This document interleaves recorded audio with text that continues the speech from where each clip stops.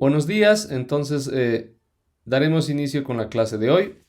Eh, Como siempre vamos a un poquito revisar el contenido que vimos la última clase y luego daremos paso a el contenido que correspondería a la clase de hoy. Recordarles que la clase anterior ya habíamos iniciado con la segunda lección que hace referencia al estudio de la estructura nuclear. En este entendido vamos a estudiar los modelos nucleares que se han ido proponiendo a lo largo de la historia del estudio de la estructura nuclear y comenzaremos, por ejemplo, con el modelo de la gota líquida, pasaremos luego a estudiar el modelo así conocido o denominado como el gas de Fermi y finalmente concluiremos con el estudio del modelo de capas.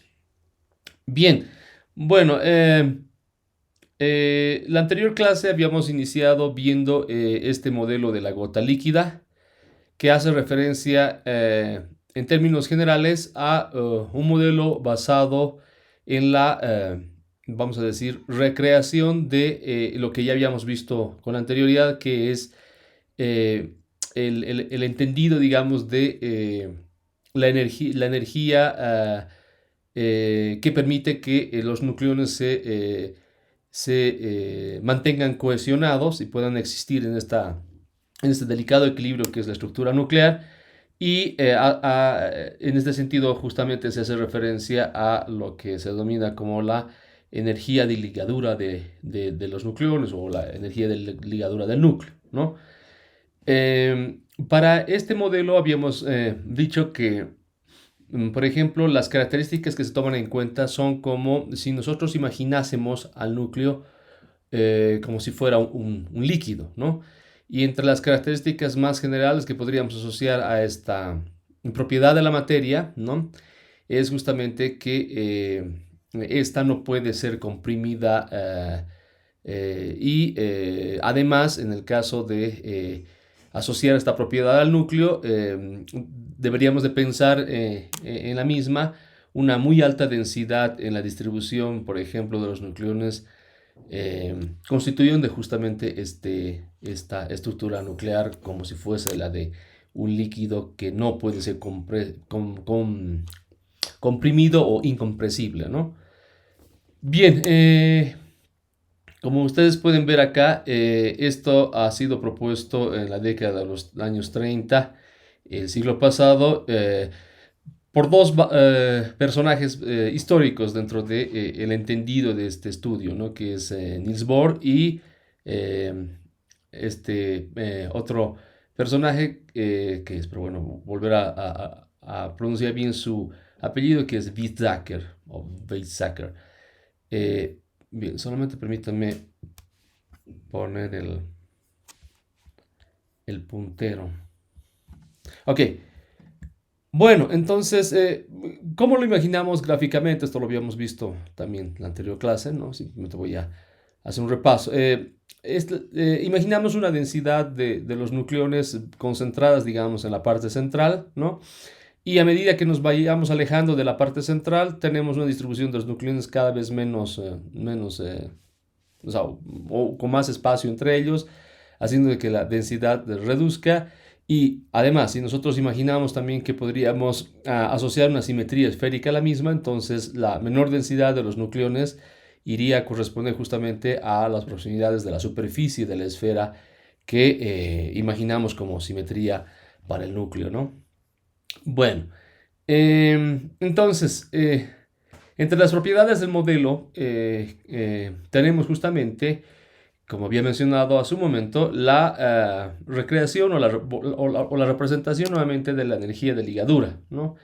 Que, por ejemplo, podemos ver de que tenemos cuatro contribuciones en los cuatro términos que aparecen aquí en la expresión para la energía de ligadura que se propone para este modelo y vamos a ir viendo uno a uno, ¿no?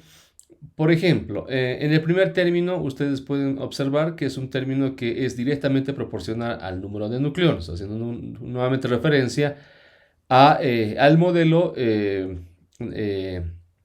teniendo en cuenta de que lo que se quiere es que a medida que tengamos un núcleo más, con más constituyentes, es decir, con más número de nucleones, entonces naturalmente imaginamos o asociamos una energía de ligadura más grande proporcionalmente al número de los mismos nucleones, ¿no?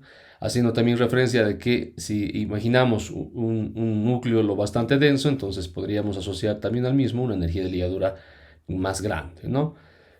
Sin embargo, en los otros términos, como ustedes pueden ver, van contribuyendo de una manera en la que va reduciéndose de cierta forma la energía de ligadura por los efectos que vamos a ver en un momento. Es decir, en el segundo término, por ejemplo, se incluye en la distribución de los nucleones que habíamos mencionado que si nosotros imaginásemos una simetría esférica, estos nucleones distribuidos en, eh, en la superficie de la esfera o las proximidades de la superficie de la esfera, este tendría que, como es menos denso, tenemos una menor población de núcleos, entonces la energía tendría que ser también reducida en esta misma proporción, ¿no? Y de hecho, la dependencia que nosotros vemos potencial con el número de nucleones, ¿no? Que podemos ver en este segundo término, hace, digamos, reflejar este hecho que se está introduciendo, digamos, en el modelo, ¿no? O sea, sería sobre todo la contribución de el área superficial del núcleo, ¿no? Donde hacemos referencia justamente a que la energía va reduciéndose por las características que ya habíamos mencionado. El tercer término, en cambio, hace una referencia a lo que se denomina la energía de simetría o la energía simétrica, que hace referencia justamente al balance entre neutrones y protones que tenemos presentes en el núcleo y que naturalmente este balance entre estos dos tipos de partículas que tienen características distintas fundamentalmente, ¿no? Desde el punto de vista de la carga, porque recuerden bien que entre ambos tienen más o menos la misma masa, siendo un poquito más pesada el neutrón. Esta energía igual iría a contribuir en el modelo de modo de que también se vea reflejado, por ejemplo, aunque no directamente en el modelo, porque no estamos introduciendo ningún elemento, por ejemplo, de propiedades cuánticas que estemos asociando a los nucleones. Sin embargo, en esta energía se podría incluir justamente el principio de exclusión de Pauli, que permitiría justamente que coexistan estos dos nucleones en ciertos espacios asociados al núcleo dentro del modelo, ¿no? Pero bueno, repito, no estamos incluyendo eso, pero al final la información que llevaría a este término en la contribución de la energía de ligadura tendría que tomar en cuenta, como veremos más adelante, asociado a los otros modelos, este tipo de propiedad, digamos, ¿no? Que viene justamente asociada al principio de exclusión de Pauli. Y finalmente el cuarto término, como era de esperarse, ¿no? Tendríamos que incluir un término asociado a la contribución de la energía que está relacionado justamente con la fuerza de repulsión de Coulomb, dado que no olvidemos que la interacción electromagnética representada por el potencial de Coulomb está presente en el núcleo debido a que naturalmente los protones tienen carga positiva y los que contribuyen con este fundamentalmente son los protones, ¿no? Entonces, naturalmente esto se va a ver afectado por la cantidad de protones que se tengan, digamos, presentes en el núcleo, ¿no? Haciendo que el potencial de Coulomb sea reflejado en términos de energía de ligadura, como vemos en la expresión para la energía de ligadura representando este modelo, ¿no? Bien.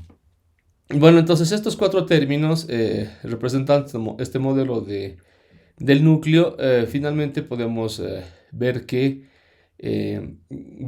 digamos, de alguna manera como ver las consecuencias del modelo, si nosotros justamente estudiamos lo que habíamos ya visto, también se recuerdan en la primera lección, cuando hacíamos referencia a la energía de ligadura por núcleo, por ejemplo, representada de esta forma, simplemente, ¿no? Esta expresión vendría a cambiar a esta otra, representando justamente la energía de ligadura por núcleo, y vemos que, por ejemplo, esta ecuación en términos, ¿no? el número de nucleones fundamentalmente, y algunos otros parámetros que están representados justamente por estas letras de aquí, harán referencia justamente a la contribución que habíamos hecho o habíamos mencionado a su momento. Es decir, digamos, la primera A sub B representará la contribución debida al volumen del núcleo, que como hemos visto, no es una contribución que va directamente proporcional al número de nucleones presentes en el mismo.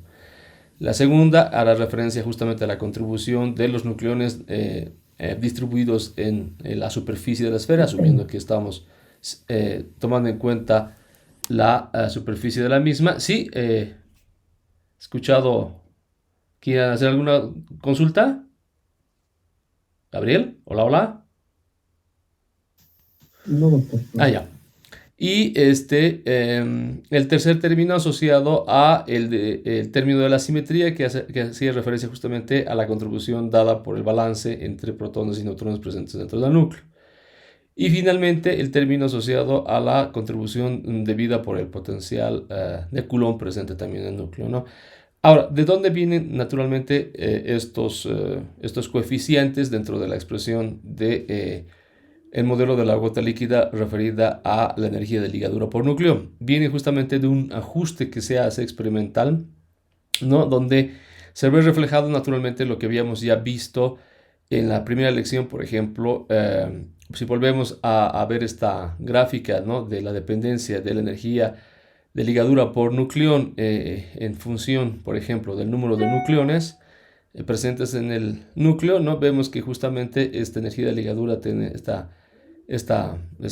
digamos, este comportamiento potencial dependiendo, ¿no?, del número de nucleones, donde las características que podríamos asociar a la misma son que a medida que naturalmente vamos subiendo el número de nucleones, esta energía va subiendo, pero llega a una saturación a más o menos a un valor próximo a los 8, poco más por encima de los 8 megaelectronvoltios, que de hecho hace referencia o haría referencia a los núcleos más pesados, demostrando también de esta manera la saturación de esta energía en núcleos muy grandes, por ejemplo, ¿no?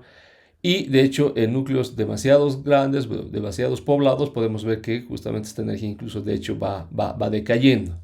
Lo que nos llevaría, por ejemplo, a un escenario, lo habíamos comentado también, en el cual, eh, particularmente hablando de núcleos muy grandes, ¿no?, la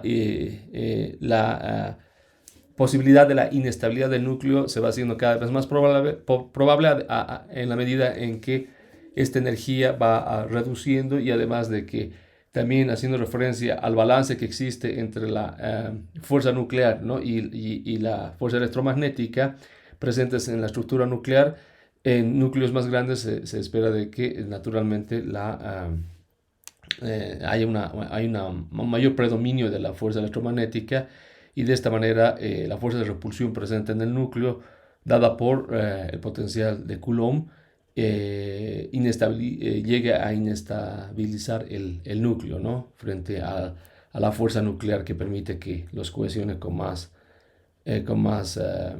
no, sobre todo influyendo en un número más pequeño, digamos, de núcleos por la misma escala que tiene la energía, perdón, la fuerza nuclear. Es decir, de que recuerden bien que la escala de la fuerza nuclear llega a unos cuantos Fermis, ¿no? Bueno, entonces, en esencia, el modelo de la gota líquida nos permite, vamos a decir, de alguna manera, recrear, ¿no?, las observaciones experimentales que se hicieron referidas a la energía de ligadura por nucleón, de modo de que esta fórmula, ¿no?, de hecho, que se denomina la fórmula semiempírica de la energía de ligadura por nucleón, que también tiene una relación, digamos, ¿no?, con la masa y asociada a este término, por ejemplo, masa asociada al núcleo, ¿no? Esta termina siendo una expresión que viene del resultado de hacer, como decía hace un momento, un ajuste con los datos experimentales, y que de hecho nos lleva, digamos, a resultados que uno puede esperar, y de hecho explicar este comportamiento, por ejemplo, de la energía del ligadero por nucleón que se observaba en los datos experimentales, ¿no? Donde, nuevamente repito, se hacía el ajuste de esta expresión a los datos experimentales y de esta manera obtener estos coeficientes que habíamos asociado al modelo.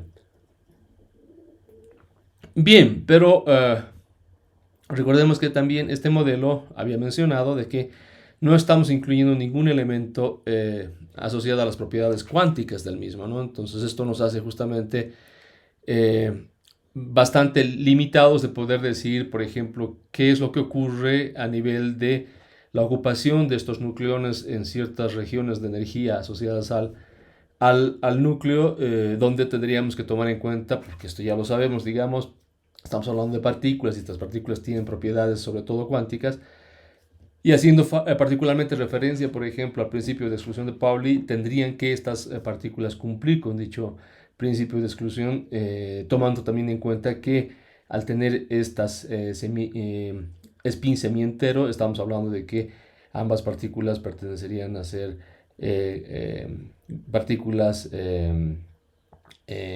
con spin semi-entero que se las clasifica como fermiones, ¿no? Bien, bueno, entonces, de esta manera surge justamente el otro modelo, ¿no? Que es el modelo del gas de Fermi. Pero bueno, que finalmente veremos que si bien se quiso, digamos, incluir estas propiedades cuánticas, naturalmente llegábamos a explicar ciertas propiedades que también podríamos asociar en la descripción del comportamiento del núcleo, pero naturalmente vamos a ver que estas van a resultar, digamos, incompletas de alguna manera porque no se tiene, digamos, un modelo propio o no se asociaba en la época un modelo propio que podría basarse únicamente de una descripción desde el punto de vista de la mecánica cuántica, ¿no? Pero podemos pensar de que el modelo de gas de Fermi iba ya en esa dirección, ¿no? Bien, entonces, pasando ya al modelo de gas de Fermi, dentro de las características generales podemos mencionar que este modelo fue basado justamente en un tratamiento independiente de las partículas, es decir, ¿no? Un tratamiento independiente de lo que sucede entre los nucleones y estos están justamente asociados a ya, como decía hace un momento, enfocarse, digamos, a qué características deberían de tener estos localizados en ciertos lugares específicos del núcleo, representados naturalmente por una propiedad discreta de la energía, a la cual podríamos naturalmente asociar como, ¿no?, un intento de una descripción mecánico-cuántica del núcleo y justamente revelar las propiedades que deberían de tener estos nucleones ocupando justamente estos valores discretos de energía, por ejemplo, en un pozo de potencial, que es lo que hablaremos en un momentito más acá. Entonces, ya digamos, yendo a la descripción de estos pozos de potencial, asumiremos, por ejemplo, que los nucleones pueden moverse libremente y además podríamos asociar un potencial, digamos, esférico, ¿no? De manera de que más o menos por el rango que ya tenemos entendido, ¿no?, de la fuerza nuclear, es de unos cuantos fermiones o femtómetros, ¿no? Y de esta manera la representación de los pozos de potencial para los protones y los neutrones dentro de lo que denominamos el gas de Fermi podrían estar representados por estos dos potenciales, ¿no? Para el caso de los neutrones acá y aquí, por ejemplo, para el caso de los protones, ¿no?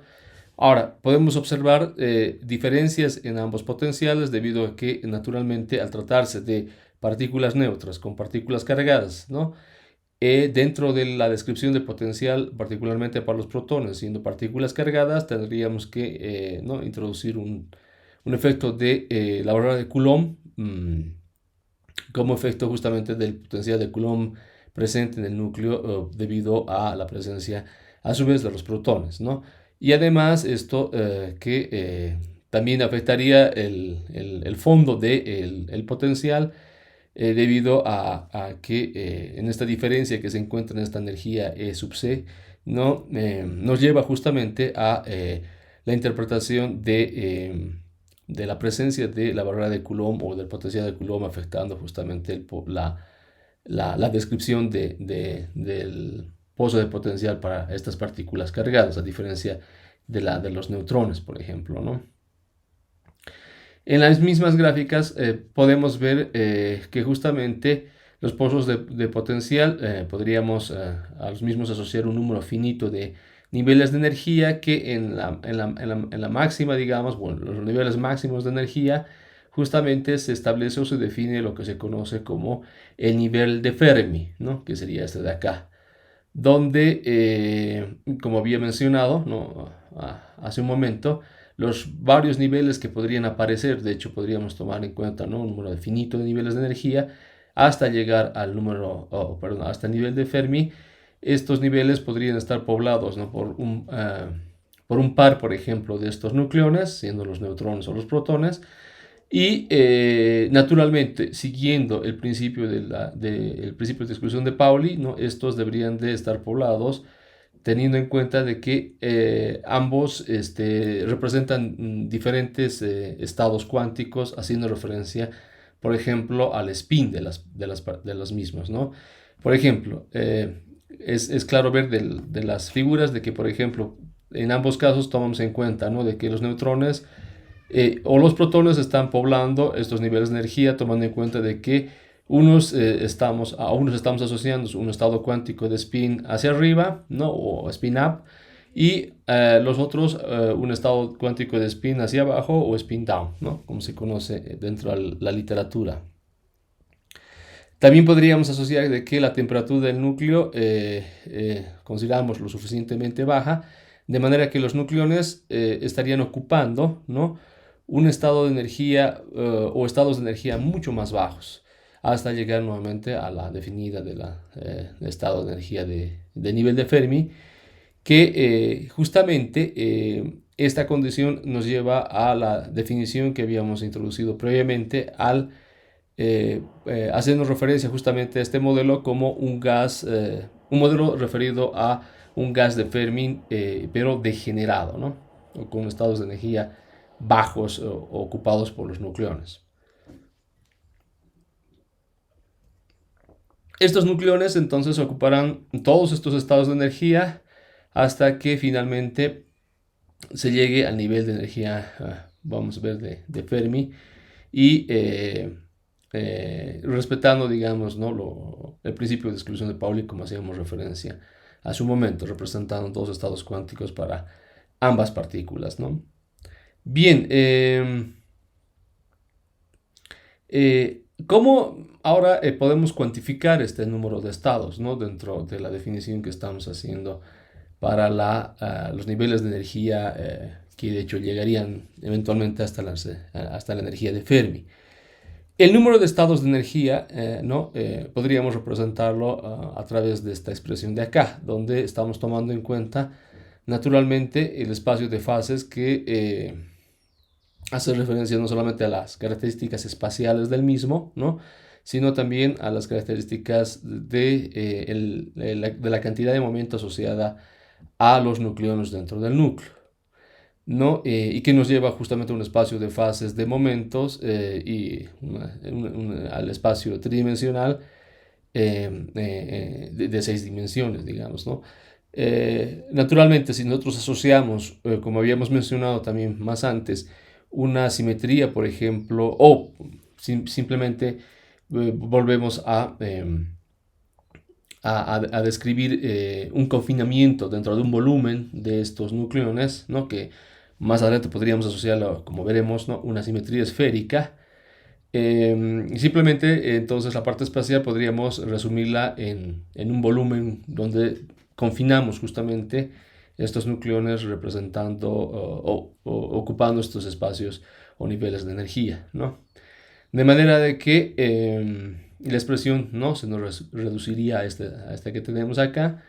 Y finalmente, integrando en el espacio de fases de momentos, ¿no? Tomando en cuenta naturalmente en espacio tridimensional de momentos, donde omega estaría representando el ángulo sólido asociado al mismo, ¿no?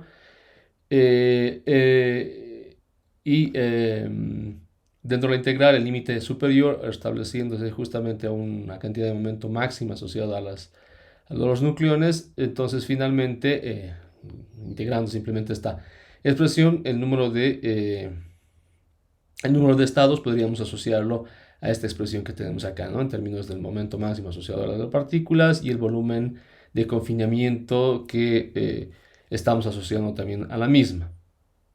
Entonces, este número de estados, naturalmente, en esta integración hemos tomado en cuenta de que no depende de la dirección, de una dirección, digamos, en particular asociada a la del momento, haciendo de que naturalmente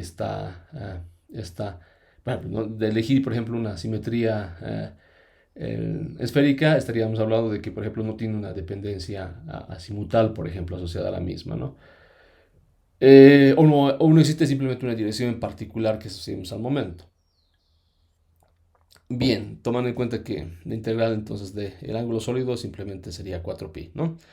Eso es a lo que me refiero. Bien, entonces, ahora el número total de neutrones y protones, como digamos, sugerimos, ¿no? En el modelo de gas de Fermi, podríamos asociar justamente dos, ¿no?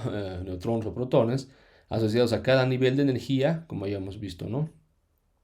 En el modelo representado por las gráficas de los potenciales, y esto haría justamente de que tomemos en cuenta estas expresiones tanto para los neutrones, ¿no? O para los protones, perdón, ¿no? De manera de que finalmente el número de estados asociados naturalmente a los dos nucleones por niveles de energía podríamos representarlo a través de estas dos expresiones.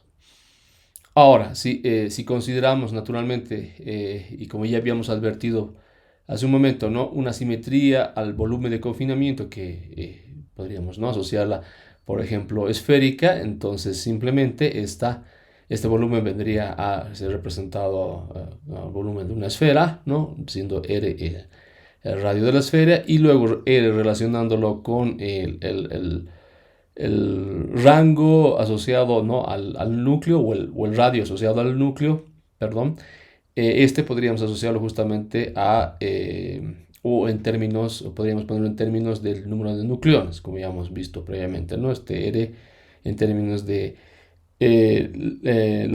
o directamente proporciona al número de nucleones, pero a una potencia a la un tercio, ¿no? Entonces quedaría de esta manera al introducirla naturalmente dentro del volumen de la esfera, tomando en cuenta como volumen de confinamiento de los nucleones, ¿no?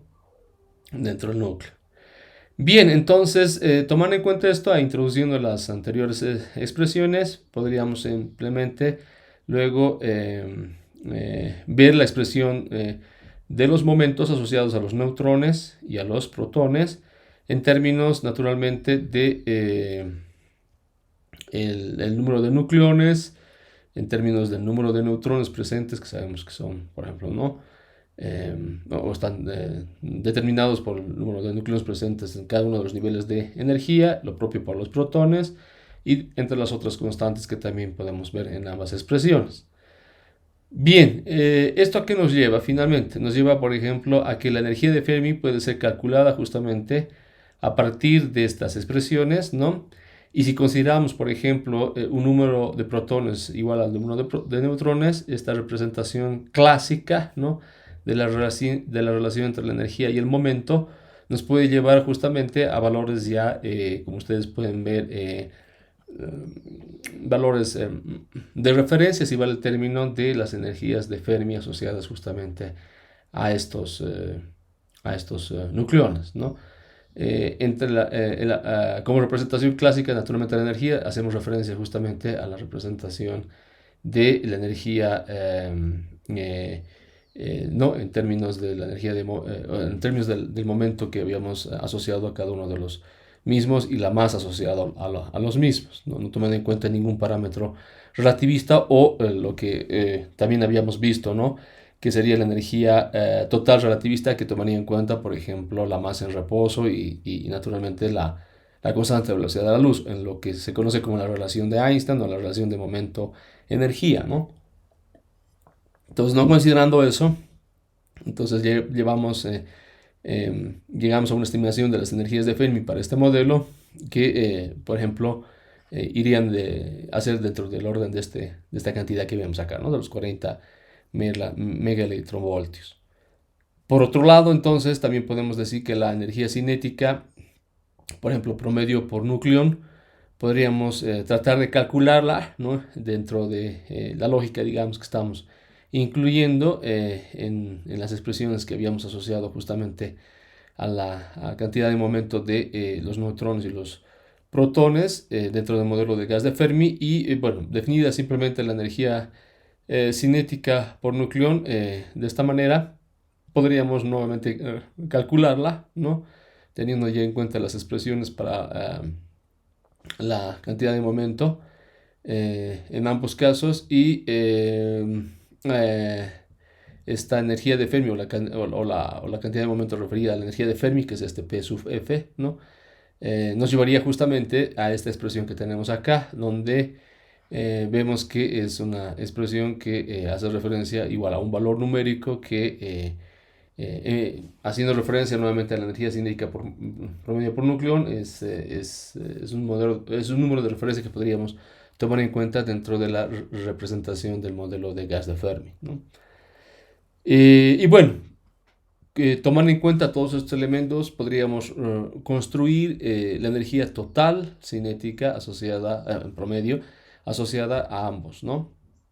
Lo cual nos llevaría justamente a esta expresión que tenemos acá, de modo de que finalmente tengamos una expresión asociada a ambos nucleones, poblando los niveles de energía dentro de las características que habíamos mencionado y finalmente asociando em, la energía promedio cinética por nucleón que más adelante veremos puede ser incluso observada experimentalmente y ver de esta manera que nos refleja justamente este modelo del gas de Fermi. Bien, bueno, en esta expresión que tenemos acá entonces, introduciendo simplemente ¿no? las expresiones que ya habíamos, digamos, ¿no? Hallado previamente acá con la energía, perdón, el momento asociado al neutrón o el momento asociado al protón, simplemente en esta expresión de acá nos va a llevar a otra expresión un poco más, vamos a decir, un poco más extendida o completa, la cual nos va a llevar justamente a la interpretación que decía hace un momento de repente experimental. Para ello, digamos, se usa esta expresión haciendo referencia justamente a el número de protones o el número de neutrones en términos del número de nucleones. No se olviden que este simplemente toma en cuenta no el número de nucleones como el número de protones más el número de neutrones, ¿no? Y este otro nuevo parámetro epsilon que vamos a asociar a la sustracción de entre ambos, ¿no? De manera de que tengamos esta relación que tenemos acá para que luego, si aplicásemos, por ejemplo, una expansión de series a este término, que es esta de acá, por ejemplo, finalmente podemos llegar a una expresión más conocida para la energía promedio por nucleón que inicialmente habíamos hallado acá en esta expresión, ¿no? Y que va nuevamente, o tome en cuenta nuevamente las expresiones en términos de los momentos asociados a ambos, ¿no? A los neutrones y a los protones. Entonces esta expresión que tenemos acá, que es más conocida, digamos, dentro de la literatura, nos permite ya ver, por ejemplo, las similitudes que podríamos asociar a lo que ya habíamos introducido, por ejemplo, en el modelo de la gota líquida, ¿no? Que, por ejemplo, bueno, más allá de las constantes, ¿no? Vemos que esta energía promedio por nucleón, ¿no? En el primer término que aporta la misma, vemos que es un término que va o es directamente proporcional al número de núcleos, como lo que habíamos visto justamente en el modelo de la gota líquida, ¿no? Haciendo ya la comparación con la misma. ¿Y esto qué nos dice? Nos dice que justamente, bueno, nos dice que justamente el primer término es debido justamente a la contribución del volumen nuclear. Y en este entendido podríamos hacer justamente referencia a que el hecho de asociar justamente en el modelo de la gota líquida el primer término a la dependencia de la energía asociada al volumen del núcleo en sí, ¿no? Dependiendo naturalmente la densidad del mismo por el número de nucleones presentes en el mismo, bueno, no era tan descabellada, digamos, ¿no? Es algo que también podríamos, a lo cual podríamos también arribar, tomando en cuenta un otro modelo que ya incluye, digamos, ciertas propiedades cuánticas en la descripción del modelo del núcleo, ¿no? Y que lo vemos naturalmente en la expresión final, aquí para la energía promedio total, para la energía asociada al modelo de gas de Fermi, ¿no? Otro término que podríamos también ver en similitud nuevamente con el modelo de la gota líquida es este otro que hace referencia al balance energético, perdón, al balance entre el número de protones y el número de neutrones presente en el núcleo, y lo que habíamos asociado justamente a la expresión de la energía simétrica o de simetría asociada a la contribución justamente que tenemos en el tercer término aquí dentro de la representación justamente de la gota líquida, ¿no?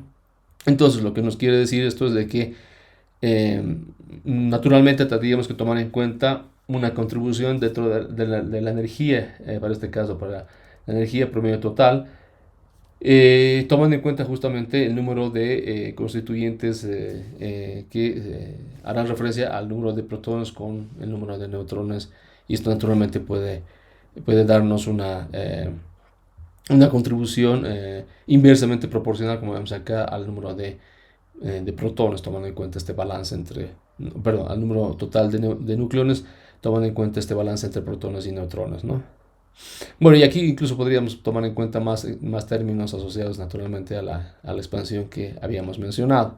Pero bueno, si nos detenemos ahí y podríamos, digamos, buscar algunos números que nos darían alguna idea de que estos justamente vayan en coherencia con lo que se observaba ya experimentalmente, como habíamos advertido dentro de la explicación del modelo de la gota líquida, vemos que justamente el segundo término, justamente referido al del balance entre protones y neutrones, o la contribución de la energía simétrica, vemos que el valor justamente que podríamos asociar en términos generales, ¿no? O el valor que podríamos asociar a este término es un valor que, por ejemplo, eh, por el valor que viene del ajuste del modelo de la gota líquida a la observación experimental que habíamos visto, ¿no? De la energía de ligadura por núcleo, ¿no? Este coeficiente es un poco más del doble, ¿no? Del que se calcula literalmente de esta expresión del modelo de gas de Fermi. Bueno, entonces estas discrepancias que ya se pueden observar entre ambos modelos naturalmente pueden ser explicadas en primera instancia porque no estamos tomando en cuenta, por ejemplo, un número de exceso de neutrones que debería de... No, sabemos bien que a medida que vamos subiendo el número de nucleones, ¿no? Normalmente en la definición de los elementos que van siendo cada vez más numerosos, con un número sobre todo que pasa de un número de neutrones que pasa sobre el número de protones, o simplemente un número mayor de neutrones sobre el número de protones, son los elementos que se observan en la naturaleza y que de hecho nos llevan a una inestabilidad del mismo, como hacíamos referencia hace un momento, ¿no? De manera de que estos, bueno, o este efecto, digamos, no se toma en cuenta, o no es visible, digamos, dentro de este modelo del gas de Fermi, y que de alguna manera podría verse reflejado, digamos, en el modelo de la gota líquida al hacer justamente este ajuste a la energía de ligadura por núcleo, ¿no? Y que este número justamente que viene, o el coeficiente que viene en la representación de esta contribución de la energía simétrica al modelo, explique, digamos, esta discrepancia con la del modelo de Fermi, ¿no? Pero bueno, al final, más de, digamos, hacer las cuentas y compararlas, ¿no? Con el modelo previo que habíamos estudiado, es decir, el modelo de la gota líquida, tuvo que pasar mucho más tiempo para que realmente se vean los efectos reales, digamos, de estos modelos, y en particular del modelo de gas de Fermi, ¿no? ¿A qué me refiero, por ejemplo? Me refiero al hecho de que el modelo de gas de Fermi ha sido explorado, no vamos a decir recientemente, pero ha sido ha sido mayormente explorado en el momento en el cual se ha podido crear escenarios experimentales que han permitido, por ejemplo, estudiar más en detalle no solamente este modelo, sino también recrear los verdaderos potenciales que se conocen así asociados justamente a las propiedades del núcleo, como se conocen hoy en día, ¿no? ¿A qué tipo de experimentos me refiero? Por ejemplo, son los experimentos que están asociados a aceleradores de partículas y que estos experimentos justamente consisten en la aceleración de iones pesados, por ejemplo, como el oro o el plomo, y se realizan las colisiones de estos iones pesados en estos aceleradores, ¿no? Digamos, modernamente esto se hace, por ejemplo, en el LHC, en el CERN. E históricamente esto se hizo en los Estados Unidos en varios de los laboratorios, eh, por ejemplo en Berkeley, por mencionar alguno de ellos, ¿no? Eh, Aquí ustedes pueden ver en esta imagen en qué consiste más o menos este desarrollo experimental o esta técnica experimental. Entonces tenemos aquí justamente en direcciones opuestas y de colisión los dos iones pesados y obviamente en función o a medida que hacemos la energía mucho más grande, es decir, la energía cinética que se asocia a los mismos o que se les atribuye a los mismos, así acelerándolos en estas máquinas que se denominan aceleradores de partículas, ¿no? Entonces ahí podemos ver incluso los efectos relativistas que van apareciendo, ¿no? O asociándose a los mismos iones, de manera que se ven justamente las contracciones espaciales debido a las velocidades relativísticas. Pero bueno, no yendo, digamos, a detalles, y es otro tema justamente más moderno, el cual nos lleva justamente a estudiar las colisiones, se denominan relativísticas de los iones pesados. Simplemente vayamos justamente a ver qué información nos dan estas colisiones, debido a que en el momento en que, y dependiendo de la característica que tienen estas colisiones, ustedes pueden ver que no necesariamente no son de colisiones frontales que podrían tomarse en cuenta, sino que también una porción de los nucleones interactúa con la otra porción, tomando en cuenta el número de actores se denominan, en los cuales los nucleones presentes dentro de estos iones van a prácticamente desintegrarse y por la colisión que tengan entre ellos. Entonces, en ese proceso justamente podemos ver varias reacciones nucleares. Por ejemplo, podemos ver excitaciones nucleares, podemos ver transferencia entre partículas, haciendo referencia, por ejemplo, a la interacción nuclear entre las mismas. Podemos ver justamente la deformación de los mismos, llevándonos, por ejemplo, a reacciones donde podríamos tener incluso ¿no? Reacciones de fisión nuclear, eh, con emisión de ciertas partículas, y bueno, entre otras características más que no quisiera ir en detalle porque no estamos, digamos, estudiando estas colisiones en detalle, sino lo que quiero ir es que con estos estudios justamente se pusieron en evidencia, ¿no? Las complejidades que justamente se tienen en el estudio de los modelos que preliminarmente por mucho tiempo estuvieron justamente en discusión, ¿no? Tomando en cuenta en particular el modelo del gas de Fermi. Y bueno, lo que digamos observaron de estos estudios con estas técnicas experimentales bastante avanzadas y complejas es de que las características, digamos, iniciales que se fueron incluyendo desde el modelo de la gota líquida, por ejemplo, pensando, por ejemplo, que el núcleo podría ser considerado como un líquido, de hecho va en coherencia con el concepto de la no compresibilidad o la incompresibilidad del núcleo, ¿no? Eso se ve reflejado justamente en estos estudios que, bueno, voy a explicar un poquito más en detalle esta gráfica que sería, digamos, como un resultado de estos estudios basados en estos experimentos, ¿no?